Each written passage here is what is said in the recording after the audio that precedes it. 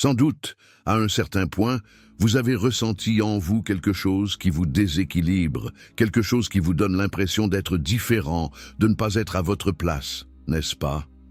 Avez-vous déjà réfléchi au fait que tout ce qui semble enthousiasmer les autres ne vous affecte pas de la même façon? Pourquoi ce qui comble les autres ne vous procure-t-il tout simplement pas de sens? Vous êtes-vous déjà ressenti déconnecté de l'univers qui vous entoure? Votre présence ici, en train de lire ces lignes, n'est pas le fruit du hasard. Il y a un motif bien plus significatif que la simple coïncidence. C'est comme si tout avait été orchestré pour vous conduire à cet instant. Et c'est parce que malgré les tentatives du monde de vous prouver le contraire, vous n'êtes pas conventionnel. Vous êtes unique en votre genre. Vous renfermez en vous quelque chose de bien plus vaste que votre propre être. Vous n'êtes pas assujetti aux mêmes règles que ceux qui vous entourent. Dès que le divin a fait irruption dans ton existence, quelque chose s'est modifié au plus profond de toi. Vous n'êtes pas simplement un être humain. Vous êtes quelque chose de plus, au-delà du palpable, au-delà de ce que les yeux sont capables de percevoir. C'est exactement cela qui vous donne l'impression de ne pas être à votre place dans un monde qui ne se consacre qu'à ce qui est observable. La voie que vous suivez n'est pas identique à celle des autres. Il se peut que vous luttiez contre cette déconnexion incessante, ce sentiment que, bien que vous soyez entouré de personnes, vous ressentez de la solitude et du malentendu. C'est simple à comprendre, votre essence ne fait pas partie de ce monde. Dès le départ, votre destin a été influencé par quelque chose de plus grand. Et même si tout n'est pas clair pour vous en ce moment, vous le ressentirez au plus profond de votre être. Il y a quelque chose en vous qui transcende ce monde. Vos objectifs ne se restreignent pas aux normes humaines. Vous ne constituez pas un élément supplémentaire dans le quotidien. Vous êtes une personne qui porte en elle une empreinte que rares sont ceux capables d'identifier, mais qui est incontestable pour ceux qui savent entendre la voix du divin. Le monde cherche à vous persuader que vous n'êtes que de la chair et du sang semblable à tout le monde, mais vous en êtes plus conscient que quiconque. Vous êtes peut-être toujours en quête de réponses. Des interrogations telles que « Pourquoi ne suis-je pas à ma place ?» Pourquoi ai-je le sentiment que ma vie n'est pas comparable à celle des autres? La réalité, c'est que vous ne vous situez pas là où il faut, car ce n'est pas votre rôle pour lequel vous avez été façonné. Votre conception a été orientée vers un parcours distinct, pour observer au-delà de votre cadre existentiel, pour être animé par une puissance qui dépasse le matériel et se connecte directement à l'essence divine. Vous traversez une lutte permanente entre ce que le monde attend de vous et votre véritable essence. Mais n'ayez crainte, cette voie est intégrée à votre destinée. Et bien que cela puisse parfois être ardu, gardez à l'esprit que vous n'êtes pas juste un humain, mais quelque chose d'immensément plus grand. As-tu parfois l'impression que ton existence prend un chemin différent de celui des autres? On dirait que tu es destiné à quelque chose de plus grand, mais en même temps, tu ressens un sentiment d'inadéquation dans ce monde. Si tu as déjà ressenti cela, ce n'est pas une coïncidence. Ce message a été adressé pour te faire prendre conscience de ta véritable identité. Aujourd'hui, je souhaite vous parler directement. Je souhaite te libérer de tous les faux semblants et distractions qui t'ont empêché de percevoir ta véritable essence. Le monde attend de la part des élus qu'ils se manifestent, et tu fais partie de ce groupe. Votre présence ici n'est pas fortuite. Vous êtes ici parce que Dieu a une mission divine pour vous. Il est désormais temps de se réveiller et d'accepter cela. Avant de poursuivre, je souhaite exprimer ma profonde gratitude à tous ceux qui ont appuyé cette entreprise, que ce soit par leurs prières, leur largesse ou leurs mots d'encouragement. Votre appui n'est pas simplement important, il est indispensable.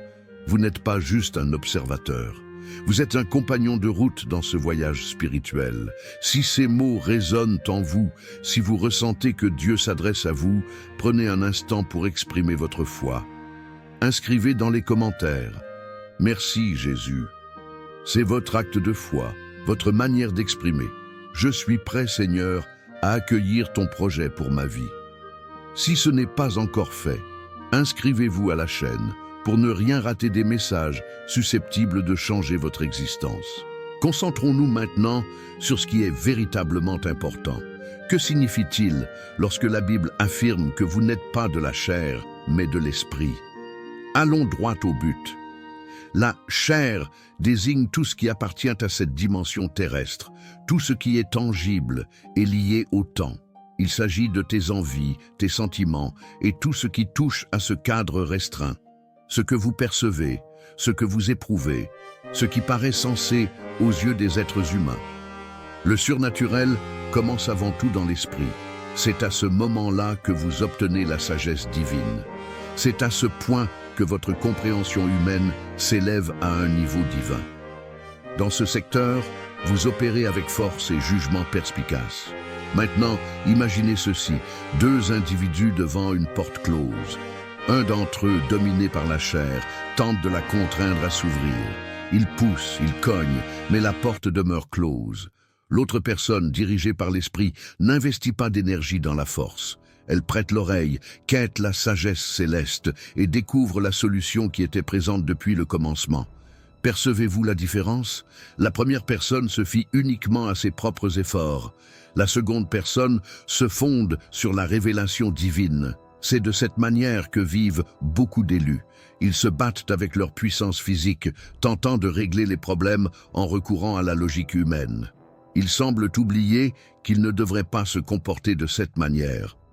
On vous appelle à agir par la sagesse divine, à recevoir des stratégies célestes qui non seulement solutionnent les enjeux, mais vous propulsent vers de nouveaux sommets.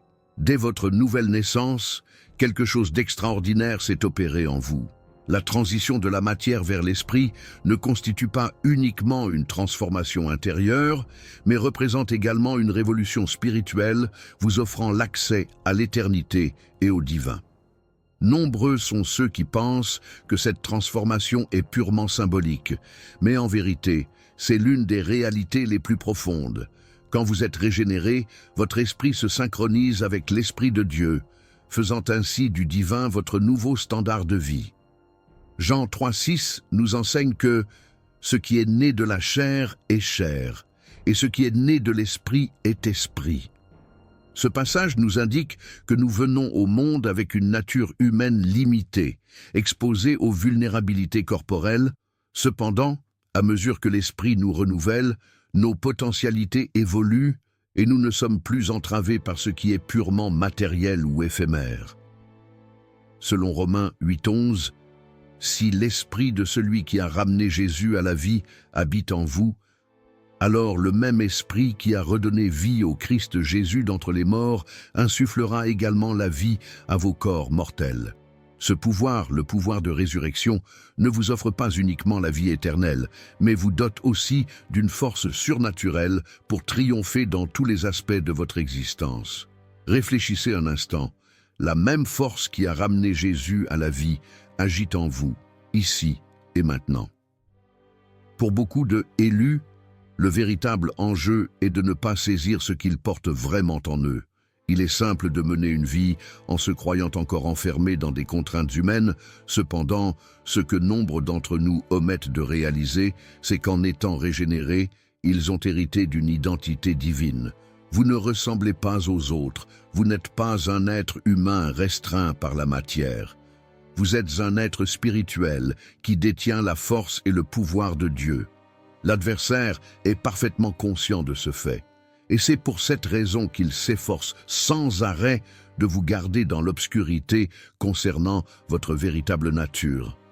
Il redoute un élu qui a pris conscience de son pouvoir spirituel, car un élu conscient de son autorité est un opposant invincible. Je vous pose donc la question.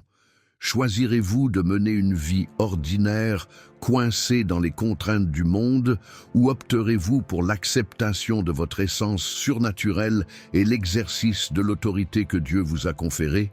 Il faut saisir que, malgré votre statut de citoyen du royaume céleste, vous résidez toujours sur la planète Terre.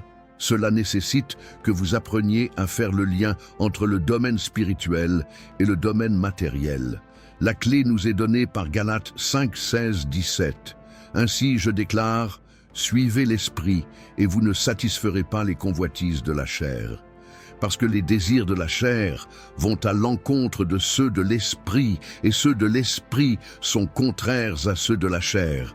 Ils s'opposent mutuellement, ce qui vous empêche de faire ce que vous désirez vraiment. Voici le défi. La chair cherche à vous tirer vers le bas, vers le monde matériel, vers l'éphémère et le temporaire. La chair vous pousse à expérimenter à travers la vision, les sentiments et l'effort physique.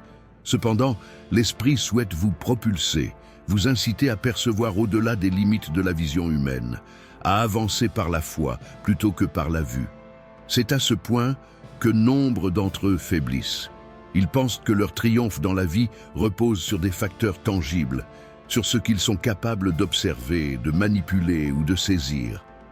Toutefois, le triomphe spirituel véritable ne dépend pas de votre environnement, mais de ce qui réside en vous.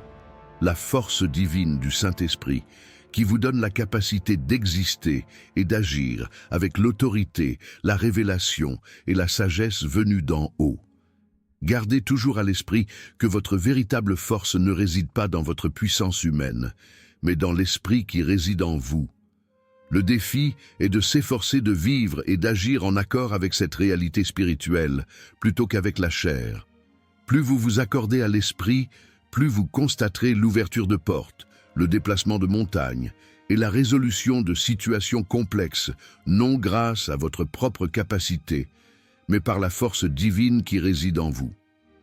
Le combat auquel vous devez faire face dépasse la simple dimension physique.